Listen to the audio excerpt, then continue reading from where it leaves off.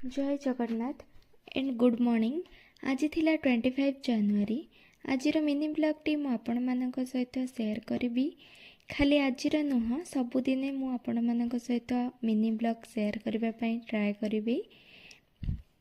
सकाळु उठी मु फ्रेश होइकी चलली ब्रेकफास्ट बनैबा पई।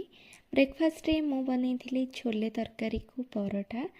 एटा मते गोटे बेस्ट कॉम्बिनेशन लगे। जदि आपण मानक मध्य ए कॉम्बिनेशन टी भल लगे ताहाले मते निश्चय कमेंट माध्यम रे जणाइबे। एठी देखंतु मु परोठा प्रस्तुत करूची। परोटार शेप जेहेतु मते जणा नै मु याको गोल ही बनै दोची। परोटा देखंतु मु एठी प्रस्तुत करि सारिबा परे मु एठी परोटा को सेकी देइची। तापरे एठी देखंतु मु बसैची तरकारी छोले तरकारी। छोले तरकारी हमर प्रस्तुत होई सारिलाणी। सकाळर ब्रेकफास्ट रेडी हो सारिबा परे मु एठी ब्रेकफास्ट करि देइथिली।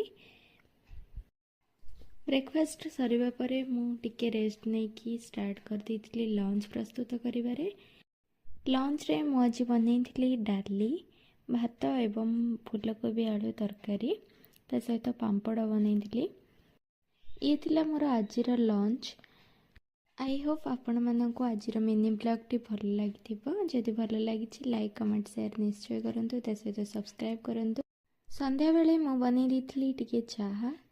सो आजिर मिनी ब्लॉग टी को मु एठी रखुछि।